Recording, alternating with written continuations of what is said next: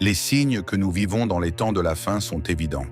Nous voyons l'augmentation de la faim, des maladies, des changements climatiques plus fréquents et un éloignement croissant de l'humanité de Dieu. C'est précisément ce dont Jésus a parlé dans Matthieu chapitre 24. Regardez ce qu'il a dit. Nation s'élèvera contre nation et royaume contre royaume. Il y aura des famines et des tremblements de terre en divers lieux. Tout cela n'est que le commencement des douleurs. Alors on vous livrera à la tribulation et on vous tuera, et vous serez haïs de toutes les nations à cause de mon nom. Alors aussi plusieurs seront scandalisés et se trahiront les uns les autres, et se haïront les uns les autres. Et plusieurs faux prophètes s'élèveront, et ils séduiront beaucoup de gens. Et parce que l'iniquité se sera multipliée, la charité du plus grand nombre se refroidira. Matthieu 24, versets 7 à 12. La décadence morale est l'un des signes que Jésus a prédit comme augmentant dans le monde avant son retour, et cela est en train de se réaliser. Pensez-vous que la montée du manque d'amour pour les autres est juste une coïncidence? Certainement pas. L'apôtre Paul le confirme dans sa deuxième lettre à Timothée. Sachez-le que dans les derniers jours, il y aura des temps difficiles, car les hommes seront égoïstes, amis de l'argent, fanfarons, orgueilleux, blasphémateurs, rebelles à leurs parents, ingrats, irréligieux, sans affection, implacables, calomniateurs, intempérants, cruels, ennemis du bien, traîtres, précipités, enflés d'orgueil, amis du plaisir plutôt qu'amis de Dieu, ayant l'apparence de la piété, mais reniant ce qui en fait la force. 2 Timothée chapitre 3, versets 1 à 5. Nous vivons effectivement dans ces derniers jours, et aujourd'hui, je veux vous montrer les 7 péchés prédominants dans le monde avant le retour de Jésus, afin que vous puissiez être vigilants et éviter de les pratiquer. Mais avant de commencer, abonnez-vous à ma chaîne.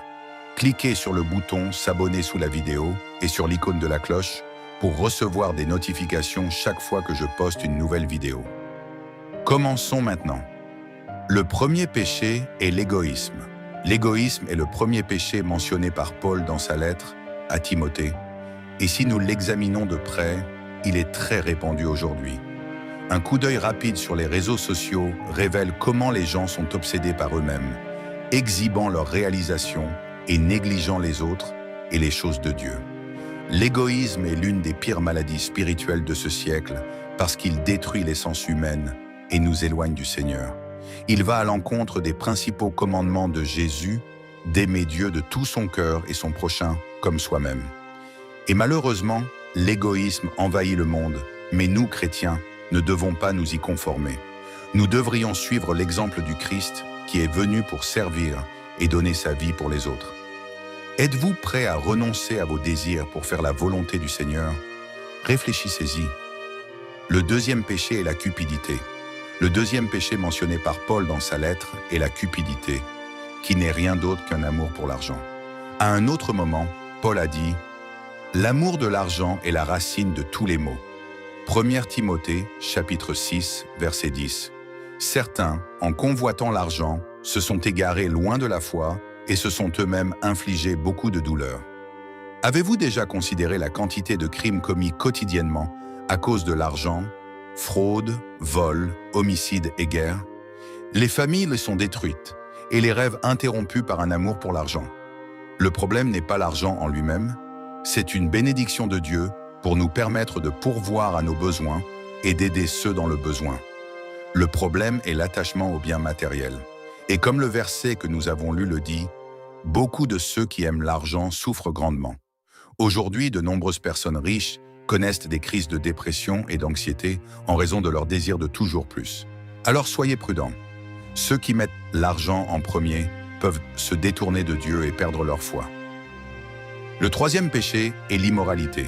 Le manque de sainteté est un péché qui a récemment dominé le monde avant le retour de Jésus.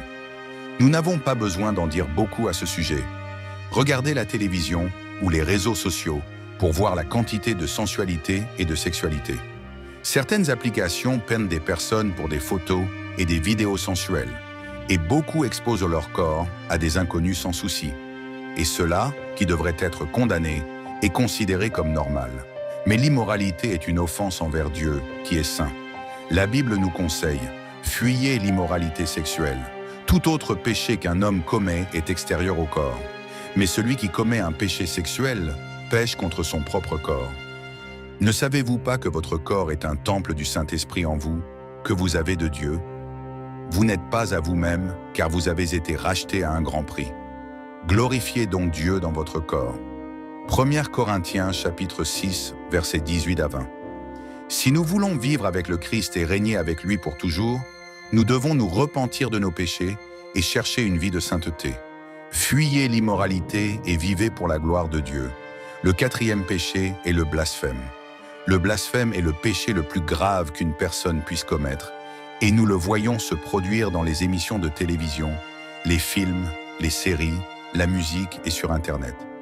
Regardez ce que Jésus a dit. « Je vous le dis, tout péché et tout blasphème sera pardonné aux hommes, mais le blasphème contre l'Esprit ne sera pas pardonné.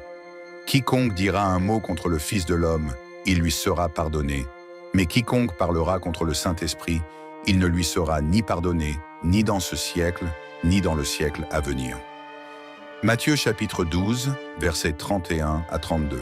Le blasphème signifie parler mal, insulter, offenser et inventer des mensonges, et les pharisiens faisaient cela constamment contre Jésus. Mais le Christ a dit que même cela pouvait être pardonné, sauf le blasphème contre le Saint-Esprit. C'est parce que le rôle du Saint-Esprit est de convaincre les gens de péché et de les mener à la repentance. Pour être sauvés, il faut se repentir. Ceux qui blasphèment contre le Saint-Esprit ignorent le seul qui peut les convaincre de laisser le péché derrière eux et de chercher le pardon. Si vous êtes repentant, vous n'avez pas blasphémé contre le Saint-Esprit. Ceux qui maudissent ne ressentent ni remords, ni désir de changer.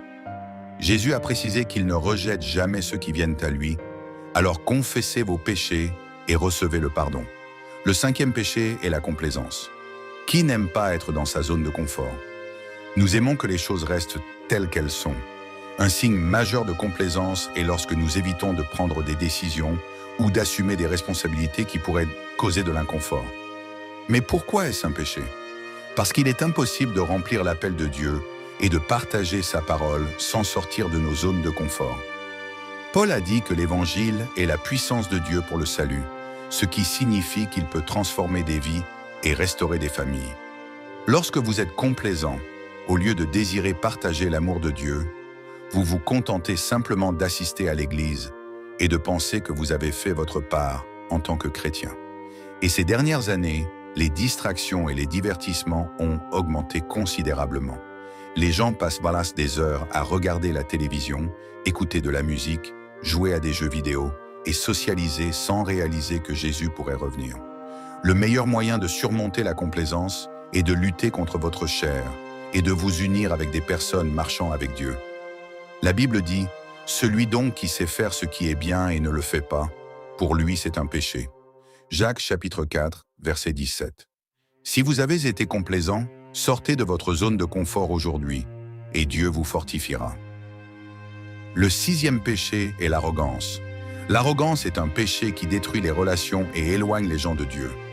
Les individus arrogants se considèrent supérieurs aux autres et ne sont pas intéressés à entendre des opinions différentes, croyant qu'ils ont toujours raison. Leur vanité dépasse tout, y compris leur amour pour Dieu.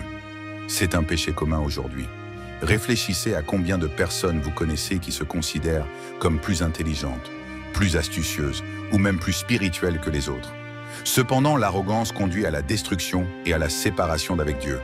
La Bible dit « Dieu résiste aux orgueilleux, mais il donne sa grâce aux humbles. » Jacques chapitre 4, verset 6. Nous ne devons jamais être arrogants car Jésus est sur le point de revenir, et seuls ceux qui ont l'humilité de reconnaître qu'ils ne sont rien sans sa grâce et sa miséricorde seront sauvés. Le Christ sauve seulement ceux qui se repentent de leurs péchés et croient en lui comme le seul sauveur.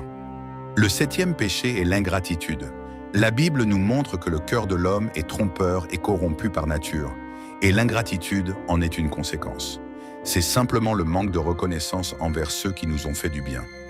Soyez honnêtes, combien de fois avez-vous remercié Dieu aujourd'hui ou au cours de la semaine passée? Combien de fois avez-vous dit merci au Seigneur?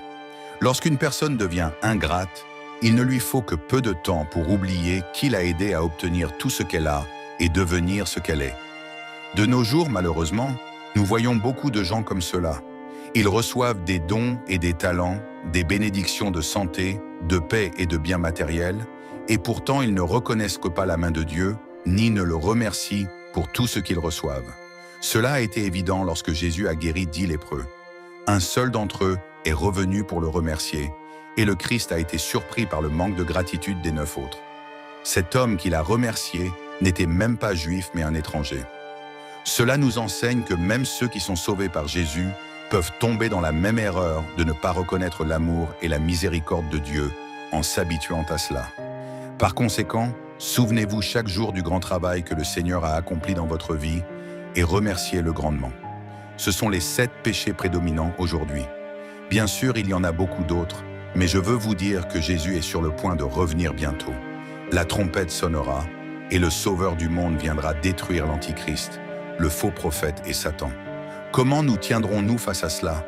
Chercherons-nous le Seigneur tant qu'il est encore temps, ou continuerons-nous à vivre comme si Jésus ne reviendrait jamais? Le choix vous appartient. Alors ne laissez aucun de ces 7 péchés dominer votre cœur. Nous avons atteint la fin de notre vidéo. Si ce contenu vous a aidé de quelque manière que ce soit, je vous demande gentiment de vous abonner à ma chaîne et d'activer les notifications pour recevoir les futurs contenus. Restez avec Dieu et que la grâce de notre Seigneur Jésus-Christ soit avec vous. Amen.